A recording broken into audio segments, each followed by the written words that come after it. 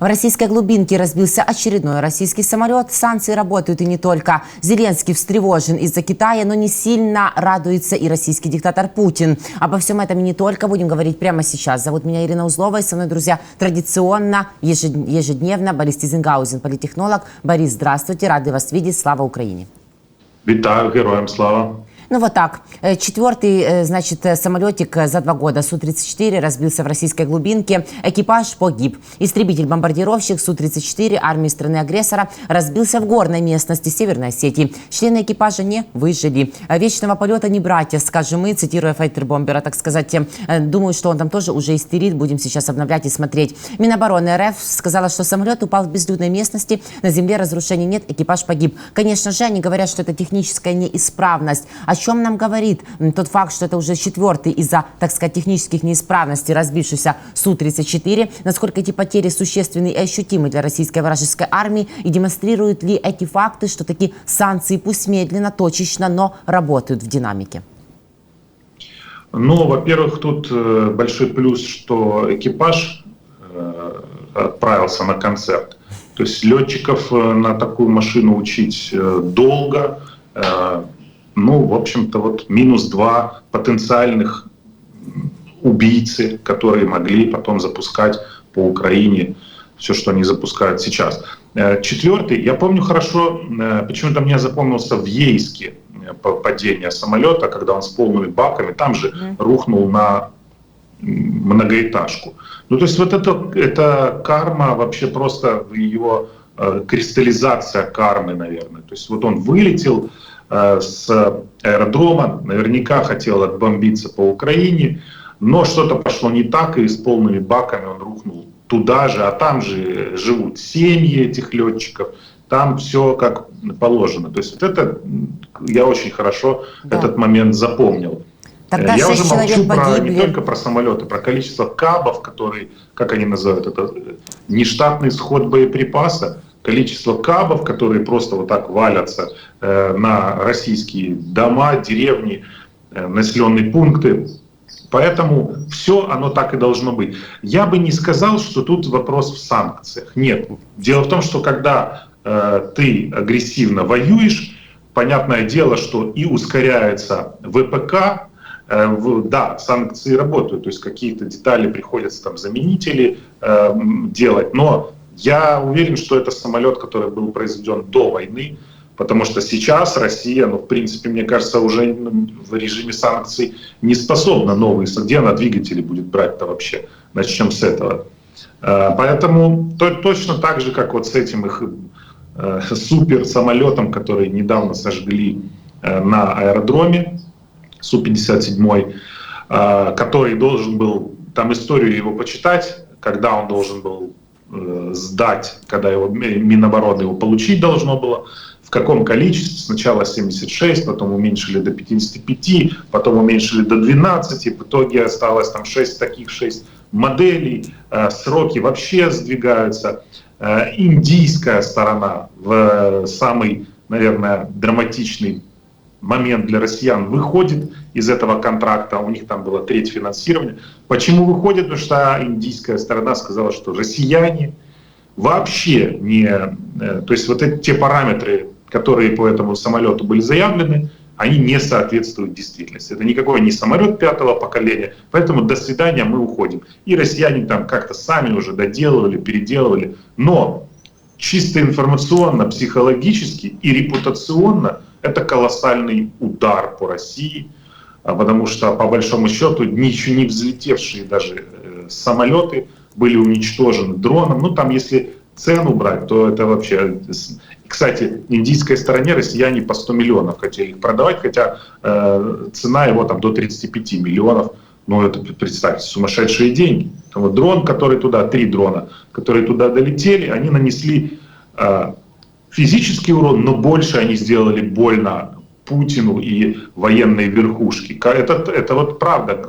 Сравнивают, что если бы где-то танк «Армата» один подловить, который, как мы уже с вами знаем, на фронт не поедут, с Министерства обороны сказали, они не для фронта, как бы, на параде, пожалуйста.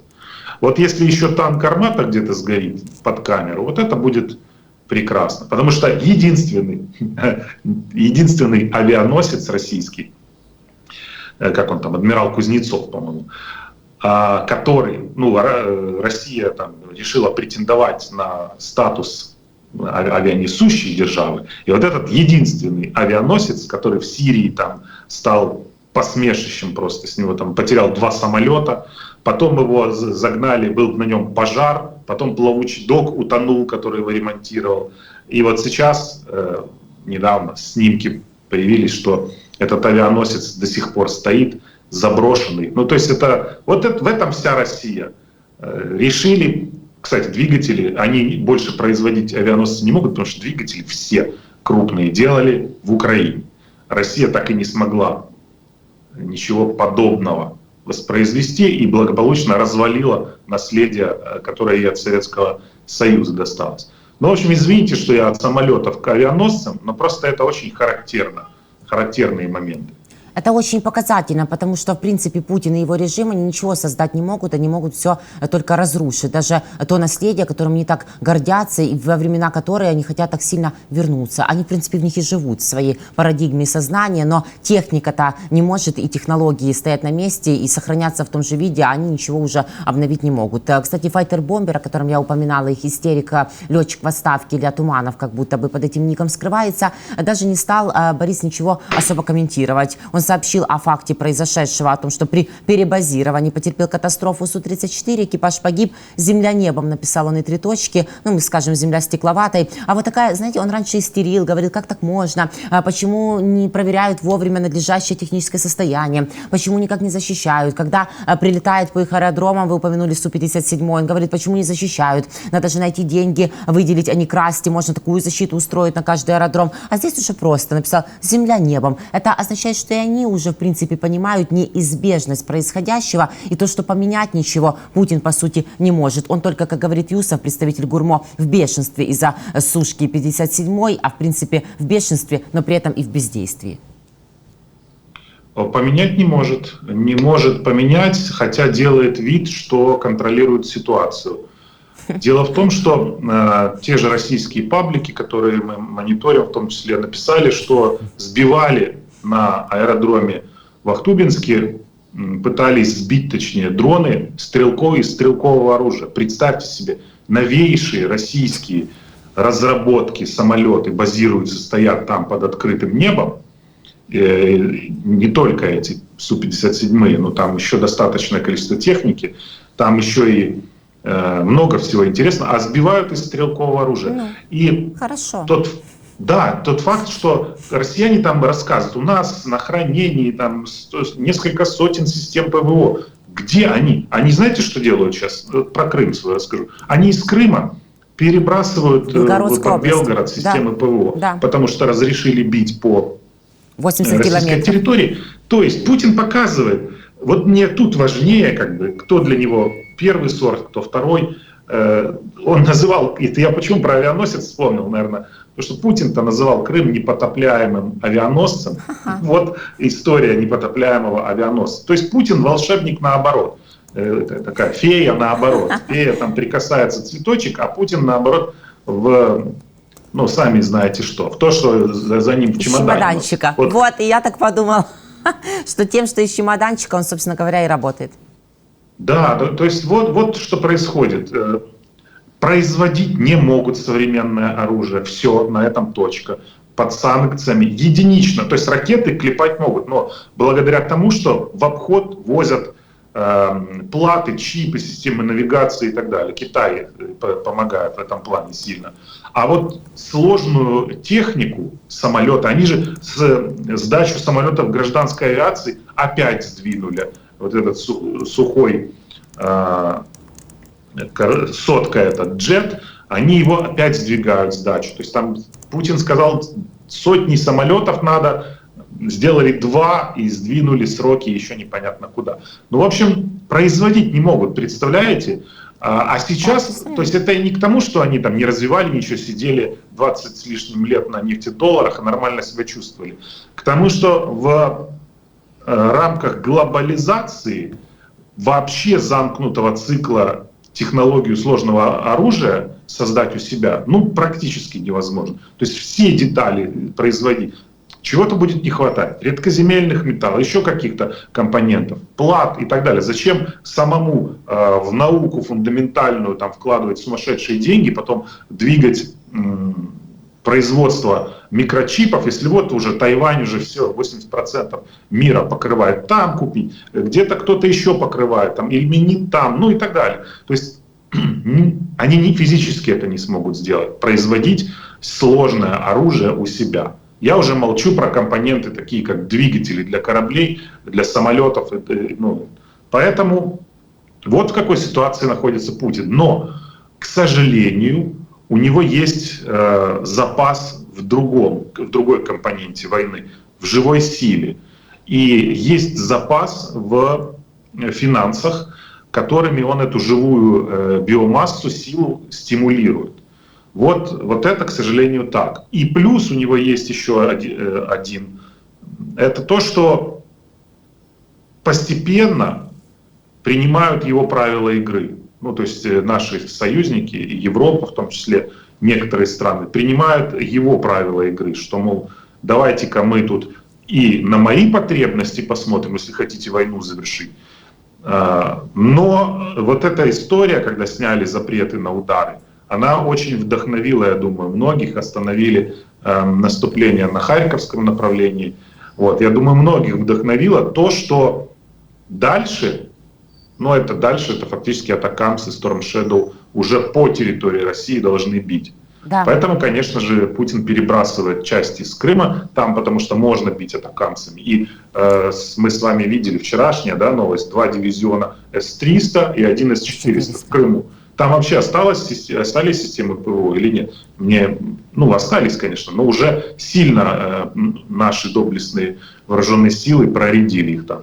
Да, я так и подумала, что ряды их проредились, вы этим и зафиналили этот тезис свой, Борис. Но, тем не менее, там, по всей видимости, в Крыму скоро не останется не только систем ПВО, но и самих российских военнослужащих. Вчера мы узнали от партизанского движения АТЭШ, что некоторым уже военнослужащим РФ поступают такие пока негласные приказы, но, тем не менее, эвакуировать себя и свои семьи с территории незаконно аннексированной Россией Крыма. Это раз. А во-вторых, как мы видим сегодня, издание The Telegraph пишет нам о том, что Путину угрожает потеря Крыма, это осознают уже все, что полуостров может стать переговорным пунктом, имеющим стратегическое значение для всей войны. Но мы всегда вообще говорим, Крымом все началось, Крымом и закончится. И британский журналист Том Шап в своей статье для The Telegraph пишет, что на самом деле на полуострове вообще не нужны украинские сапоги на земле, как он выражается, а нужно перекрыть артерии для вражеских поставок, усилить давление и ждать, пока не иссякнут ракеты, боеприпасы и основные запасы. А видим, системы ПВО уже иссякают. И, говорит Шарп, потом наблюдать за тем, как растут счета, поскольку Путин вынужден сжигать ресурсы, чтобы удержать полуостров, не добившись ничего, кроме пропагандистского проигрыша. Действительно ли возможно и такой сценарий, который описывает нам Том Шарп для The Telegraph? И что известно вам, Борис, о таких негласных или указах, или настроениях военнослужащих РФ бежать, пока не поздно, хотя уже давно надо было это сделать, с нашего Крыма? Честно говоря, про военнослужащих нет у меня информации, а вот про то, что всяческие там нерядовые коллаборанты уже барахлишко свое переправили, кто в Турцию, кто на Ближний Восток, там в Эмираты, еще куда-то, есть такой момент, но они это делают не только потому, что там собираются бежать, а еще и потому, что в России вообще, вот как мы видим, с последними задержаниями, арестами высокопоставленных военных в том числе. И там у них, вы обратите, наверное, тоже внимание, по губернаторам, по заместителям губернаторов, главам там, каких-то районных прошлись неплохо. То есть, в принципе, там в России турбулентные процессы набирают обороты. А что касается вот этой статьи и информации от АТЭШ, кстати, Том Шарп, он хорошо понимает именно про Крым, про флот. Он, по-моему, если мне не изменяет память, лейтенант Королевских военно-морских сил. Поэтому абсолютно точно, говорит он, что происходит сейчас. Вот еще одно заявление АТЭШ было о том, что по Керченскому мосту снова пошли цистерны с топливом. Это важнейшая информация, потому что ну, в общем, с момента поражения Керченского моста запрещено по нему было перевозить топливо и всяческие боеприпасы, ну, в общем, взрывоопасные горючие материалы. Делали это паромами, которые были недавно уничтожены. Сейчас на свой страх и риск россияне снова начали тягать цистерны в Крым. Ну, потому что нет другого варианта. Есть та еще дорога, которая сухопутная, которую они проложили, но она крайне уязвима. И Том Шарп говорит о том, что по большому счету сейчас вот эти две нитки снабжения, если вывести их из строя и кошмарить атакамсами системы ПВО, выводить дальше, то вся группировка окажется фактически в ловушке. Ну, там не только про топливо, там про много всего может идти речь, что станет в дефиците. И дальше, да, Путину придется тратить колоссальные деньги на то, чтобы какими-то там правдами, неправдами, самолетами, чем еще угодно доставлять в Крым все, что необходимо, и в том числе для группировки.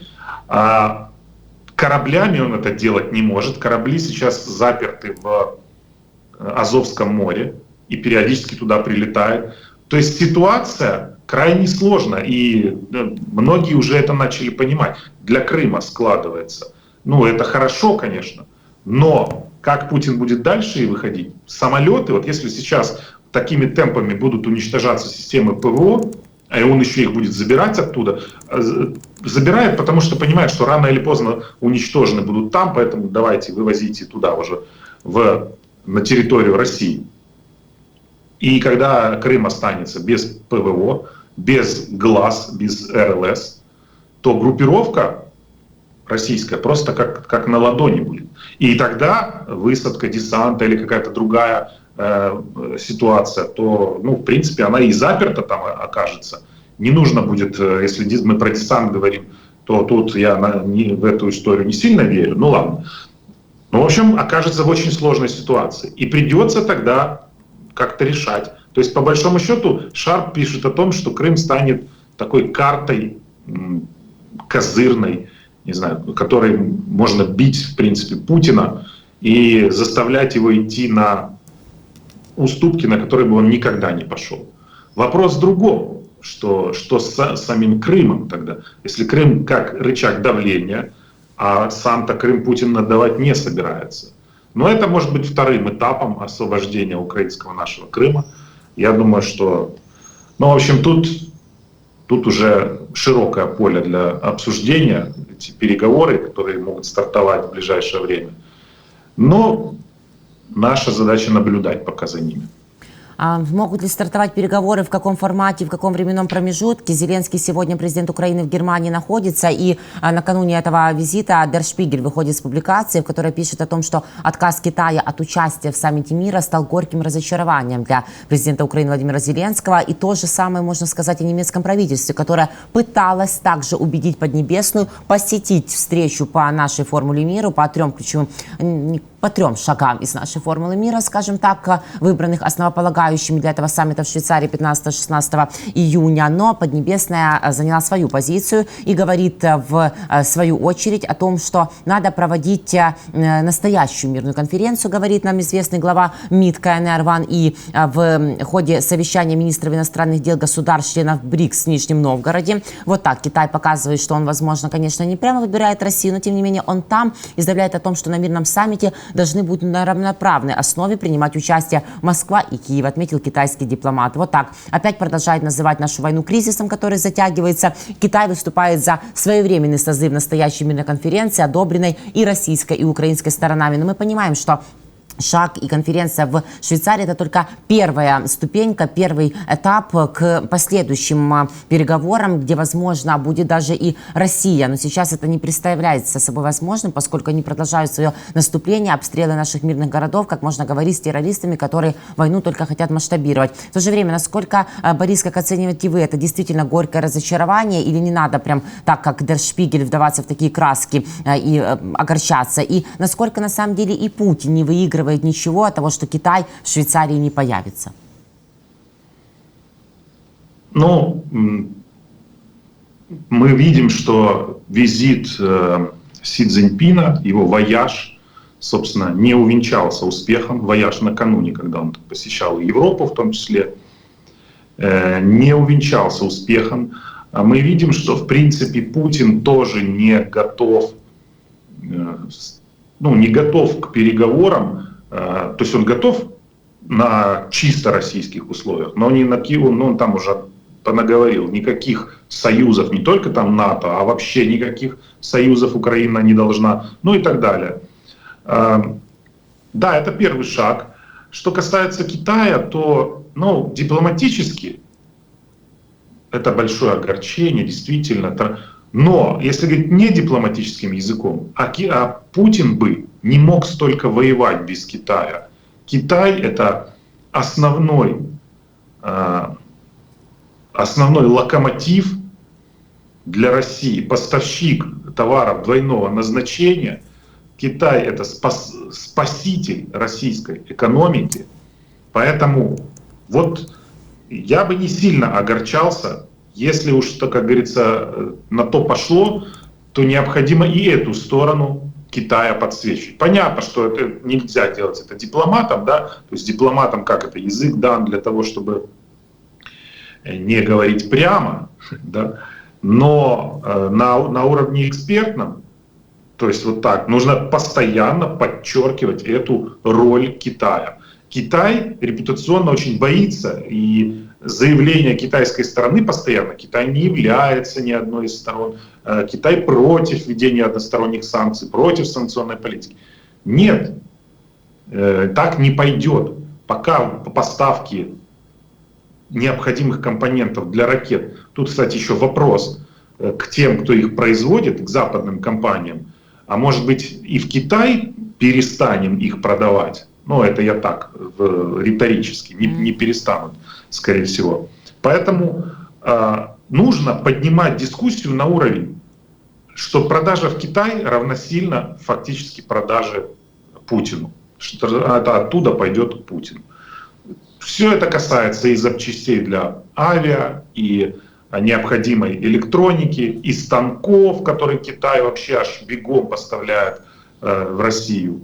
В общем, не вводя санкции против супермаркета, где Путин там все подсанкционное фактически гребет, вот так, это я про Китай, сложно справиться и сложно заставить Россию соблюдать точнее подчинить Россию этим санкциям. Да, но на каждой кассе, в каждом супермаркете в конце приходится платить по счетам, как мы знаем, от небезызвестных личностей. Борис, спасибо вам огромное за этот разговор, спасибо, что находите время. Мы с вами завтра увидимся на этом же месте. Благодарю, до новых встреч. Борис Тизенгаузен, политтехнолог, Ирина Узлова традиционно была вместе с ним. Друзья, подписывайтесь, пожалуйста, на YouTube Бориса. В описании под этим видео активная ссылка большими синими буквами. Переходите, Тизенгаузен, там еще больше информации, еще больше аналитики. Каждое воскресенье беседы напрямую с вами, с нашими зрителями. И на YouTube 24-го подпишитесь, пожалуйста. Чуть-чуть совсем не хватает нам к 7 миллионам. Спасибо, что вас так много, что вы вместе с нами слушаете, доверяете. Я уверена, делайте правильные для себя выводы. Берегите себя, увидимся и победим.